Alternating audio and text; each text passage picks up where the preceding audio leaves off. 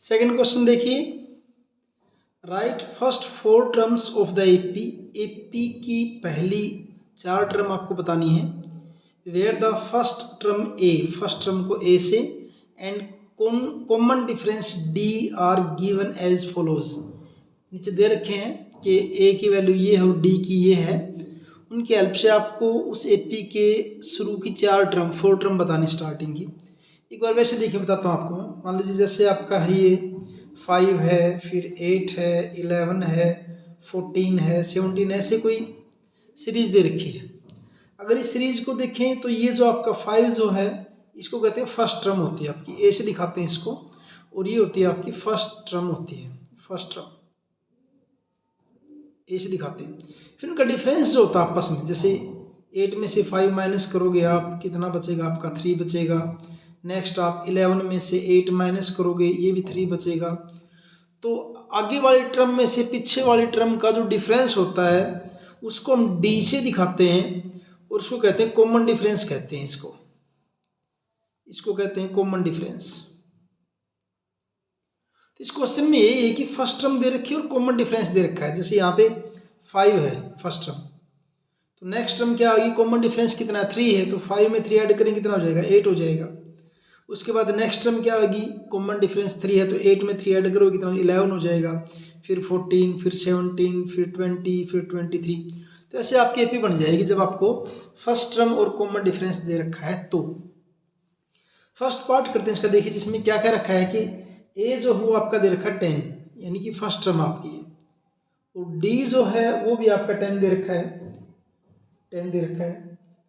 तो इसको अगर सोल्व करेंगे तो अब देखिए फर्स्ट टर्म यानी कि A1 हो तो 10 हो ही गई आपकी।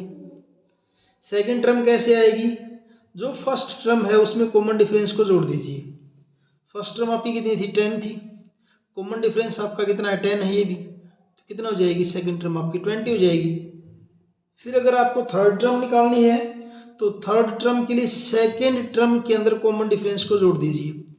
सेकंड टर्म कितनी निकाल रखी है आपने 20 निकाल रखी है, कॉमन डिफरेंस कितना है 10 है, तो कितना हो जाएगा आपका 30 हो जाएगा।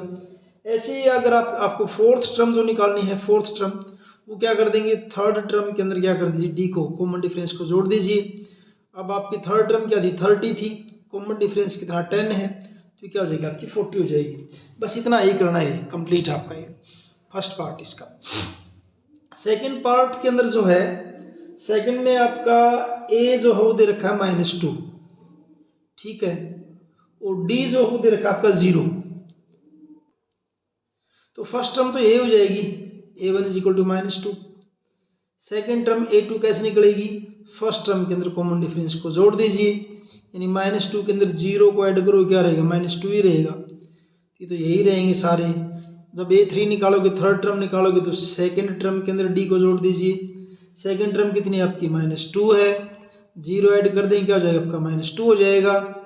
फिर आप फोर्थ टर्म के लिए क्या कर देंगे, A3 के अंदर क्या कर दीजिए D को जोड़ दीजिए, तो -2 + 0 भी आपका क्या हो जाएगा -2 हो जाएगा।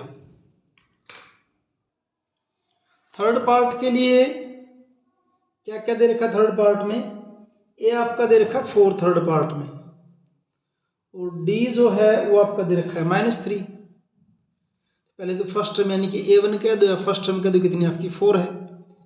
फिर सेकंड टर्म क्या आएगी आपकी, फर्स्ट टर्म में डी को ऐड कर दीजिए। फर्स्ट टर्म कितनी है 4, डी कितना है -3, कितना बचेगा आपका ये 4 - 3 कितना हो जाएगा 1 हो जाएगा। फिर थर्ड टर्म के लिए क्या करेंगे, सेकंड टर्म के अंदर डी को ऐड कर दीजिए।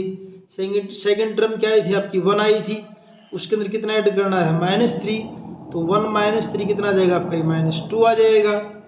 फिर फोर्थ टर्म के लिए क्या करेंगे, थर्ड टर्म के अंदर डी को ऐड कर दीजिए। थर्ड टर्म हमारी -2 है, डी आपका कितना है -3 है, तो -2 - 3 क्या हो जाएगी आपकी ये -5 हो जाएगी। फोर्थ पार्ट देखिए, फोर्थ पार्ट में जो है वो आपका दे रखा है A = -1 एंड D = दे रखा है आपका 1/2। तो फर्स्ट टर्म तो ये A ही हो जाएगी, यानी कि -1 हो जाएगी। सेकंड टर्म क्या होगा, फर्स्ट टर्म के अंदर आप क्या कर दीजिए D को ऐड कर दीजिए। फर्स्ट टर्म क्या आपका -1, ये आपका क्या है 1/2। तो 1 में से हाफ जाएगा, क्या बचेगा? हाफ बचेगा किसका? माइनस का, -1/2 आ जाएगा। फिर थर्ड टर्म कैसे निकलेगी? सेकेंड टर्म में कॉमन डिफरेंस को जोड़ दीजिए। सेकेंड टर्म क्या थी आपकी? -1/2 और डी आपका क्या है? 1/2। दोनों का ऐड करो, क्या हो जाएगा? 0 हो जाएगा। फिर फोर्थ टर्म देखिए कैसे निकलेगी? थर्ड टर्म के अंदर डी को जोड़ दिए। थर्ड टर्म क्या आपकी? 0 है। डी आपका क्या है? 1/2 है, इज इक्वल टू क्या हो जाएगा? 1/2। तो ये आपकी फर्स्ट टर्म, ये सेकेंड टर्म, ये थर्ड टर्म और आपकी हो जाएगी फोर्थ टर्म। ये आपका हुआ फोर्थ पार्ट।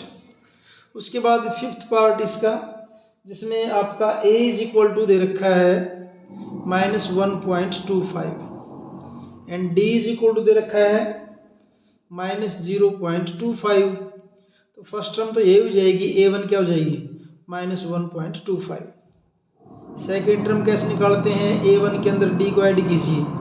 a1 क्या आपका? -1.25, ऐड क्या करना है? -0.25, यानी क्या बन जाएगा? -1.25 -0.25, दोनों का ऐड करो, क्या हो जाएगा आपका? ये -1.5। सेकेंड टर्म हुई आपकी। थर्ड टर्म जो हो क्या बनेगी आपकी? सेकेंड टर्म में डी को ऐड कर दीजिए। सेकेंड टर्म आपकी -1.5, डी आपका क्या है? -0.25। तो क्या बनेगा? -1.5 -0.25, दोनों को ऐड करेंगे -1.75। और उसके बाद आप लिखिए फोर्थ टर्म को। फोर्थ टर्म कैसे आएगी? थर्ड टर्म में कॉमन डिफरेंस को ऐड कीजिए। थर्ड टर्म आपकी क्या है? -1.75, कॉमन डिफरेंस आपका क्या है? -0.25, क्या बन जाएगा? -1.75 -0.25, दोनों को ऐड करो, क्या हो जाएगा? -2.0। तो ये आपका हो जाएगा फिफ्थ पार्ट इसका। और इस ढंग से आपका ये, अच्छा नीचे वाला, इस ढंग से आपका ये इसको जोड़ दिया ना, ये आ जाएगा आपका सेकंड क्वेश्चन यहाँ पे कंप्लीट है।